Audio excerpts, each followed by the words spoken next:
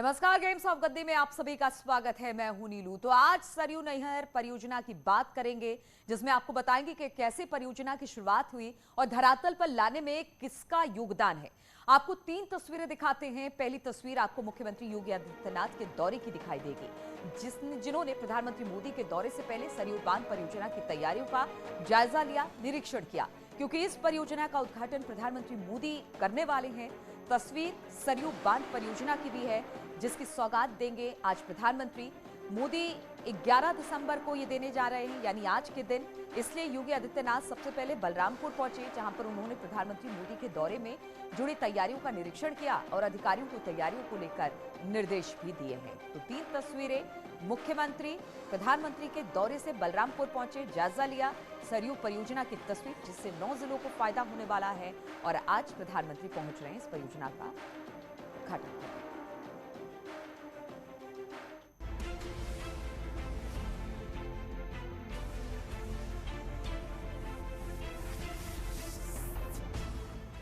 ये कुछ तस्वीरें हैं सरयू नहर परियोजना की। इन तस्वीरों में दिख रहे डैम में भरा पानी पूर्वांचल के किसानों को जीवन दान देने जा रहा है।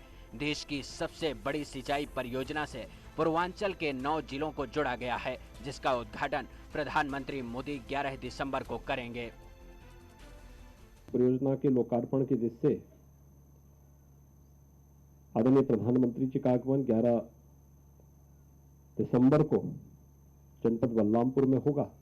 मैं इसी निरीक्षण के कार्यक्रम में यहाँ पर आया हूँ।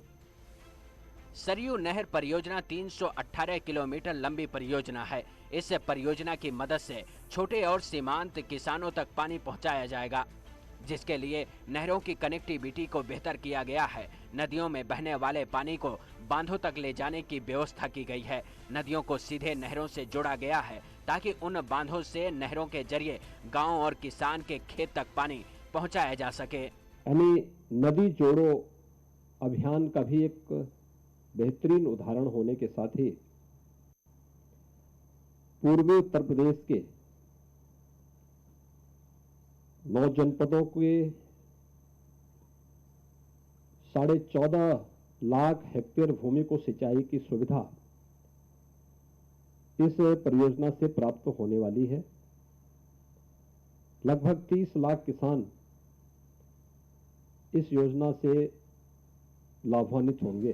वैसे तो सरयू नहर परियोजना 1971 में कांग्रेस सरकार लेकर आई थी। इस बीच कई बार सरकारें आईं और गईं, लेकिन केंद्र में रहते हुए कांग्रेस इस परियोजना में तेजी नहीं ला पाई और इस बीच करीब 5 दशक से ज्यादा का समय बीत गया।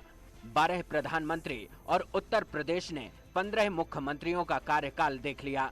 इस परियोजना को पूरा करने के लिए मोदी और योगी सरकार ने मिलकर पिछले साल परियोजना पर तेजी लेकर आई और अब इसको धरातल पर उतारकर किसानों को सौंपने की पूरी तैयारी हो गई। पिछले 4.5 साल के दौरान हम लोगों ने इस पूरे कार्य को समयबद्ध ढंग से पूरा करते हुए 48% शेष कार्य को पूरा किया है, जिसमें भूमि अधिग्रहण के से लेकर के बैराज बनाने, नहर को बनाने की पूरी कार्य योजना को पूरा किया गया है। इस परियोजना को केंद्र सरकार 1978 में लेकर आई। तब इस परियोजना में बहराइच, श्रावस्ती, बलरामपुर और गोंडा जिलों को शामिल किया गया था, लेकिन इसका विस्तार कर 1982 में टोटल 9 जिलों को जोड़ा गया, जिसकी मदद से 6,623 किलोमीटर नहरों का जाल बिछाया गया। इस परियोजना को जब 1978 में शुरू किया गया था, तब इसका बजट 78 करोड़ रुपए सरकार ने रखा था, लेकिन लगातार होते विस्तार और परियोजना में होती देरी के चलते इस परियोजना की कॉस्ट बढ़ती गई। 2015 में केंद्र सरकार ने प्रधानमंत्री कृषि सिंचाई योजना शुरू की, जिसकी मदद से किसानों के खेतों तक पानी पहुंचाने का लक्ष्य रखा गया।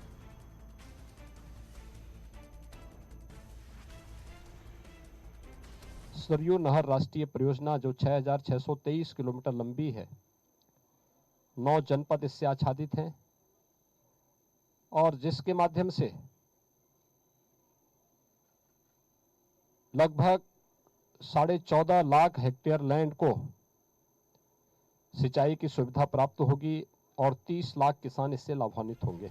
सरयू नहर परियोजना के धरातल पर आने से किसानों को सीधा लाभ होगा। सूखा जैसी समस्याओं से किसानों को निजात मिलेगी, खेतों को पानी मिलेगा तो किसानों की आमदनी में इजाफा होगा। पूर्वांचल के जिन 9 जिलों को सरयू नहर परियोजना से जोड़ा गया है, उन जिलों को बाढ़ जैसी समस्या से निजात मिलेगी, क्योंकि इन इलाकों से बहने वाली नदियों को इस तरह से जोड़ा गया है ताकि इनका पानी बांधों तक ले जाया जाए और जरूरत के समय बांध का पानी किसानों के खेतों तक पहुंचाया जा सके।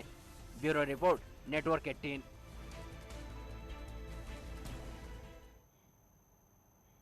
और सरयू नहर परियोजना की बात की जाए तो इससे सबसे ज्यादा किसानों को फायदा होने वाला है।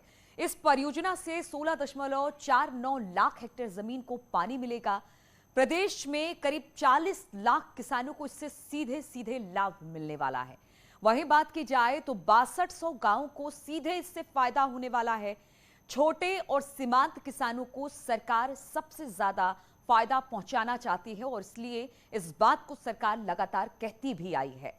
इस परियोजना के टोटल कॉस्ट की बात की जाए तो 9,800 करोड़ रुपए रखा गया है, जिसमें से अब तक की बात की जाए तो 4600 करोड़ रुपए खर्च हो चुके हैं। इसकी मदद से 9 जिलों में 14.4 लाख हेक्टेयर जमीन को सींचने का मौका मिलेगा और इस परियोजना के लिए कुछ झीलों से भी पानी लिया जा रहा है। इसमें से भवानी, रतौली, लखेरी, मझगांव, बबीना, सरयू नहर, उमराहा, मिर्च और बरवारा शामिल बताए जा रहे हैं ताकि गांव-गांव तक नहरों के जरिए पानी पहुंचाया जा सके और किसानों को इससे फायदा हो सके।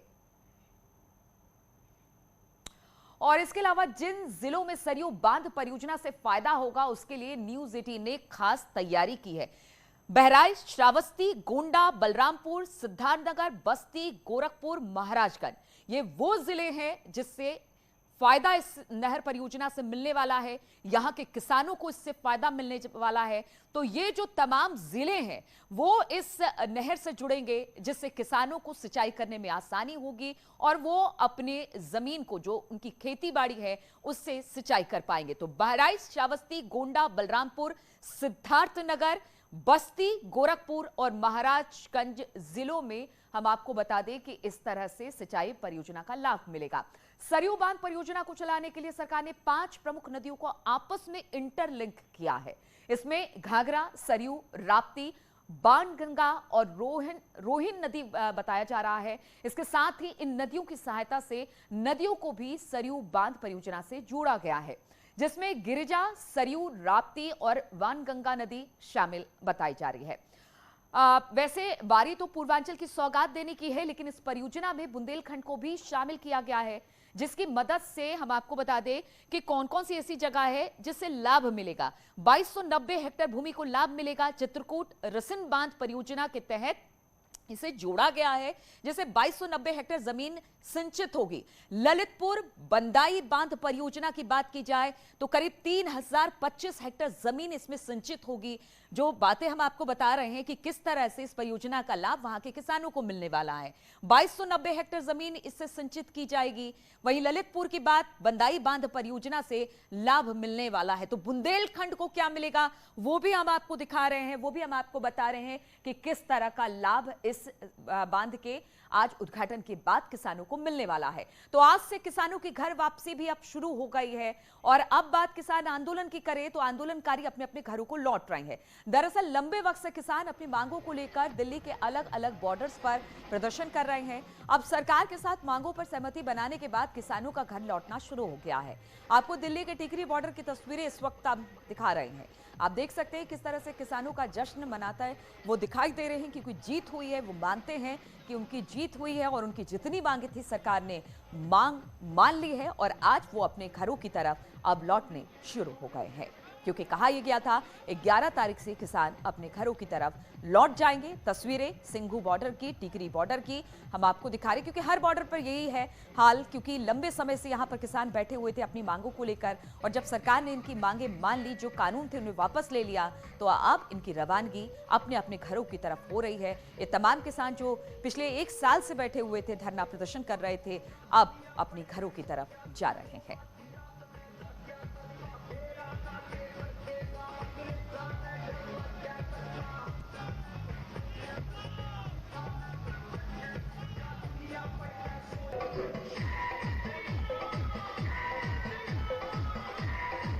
तो ये जश्न इस बात का है कि उनकी मांगे मान ली गई हैं और सरकार की तरफ से आश्वासन दे दिया गया है। हालांकि उन्होंने कहा है कि इस आंदोलन को स्थगित किया जा रहा है, खत्म नहीं किया जा रहा है। एक बार फिर से जनवरी में इस पूरे जो भी सरकार की मांगे हैं वो कितनी पूरी हुई है, सरकार इस पर काम कर रही है कि नहीं कर रही है, उस पर मंथन एक बार फिर से जनवरी में दिखाई देगा। लेकिन आज अब ये अपने घरों की तरफ लौट रहे हैं। ये जीत का जश्न है किसानों के और उसे ही मनाते अलग अलग बॉर्डर पर किसान दिखाई दे रहे हैं। अब यहां से ये अपने टेंट तंबू के साथ वापस अपने घरों की तरफ लौटेंगे और इसी बात की खुशी, इसी बात का जश्न मिठाई बांटकर लोग नाच गा रहे हैं।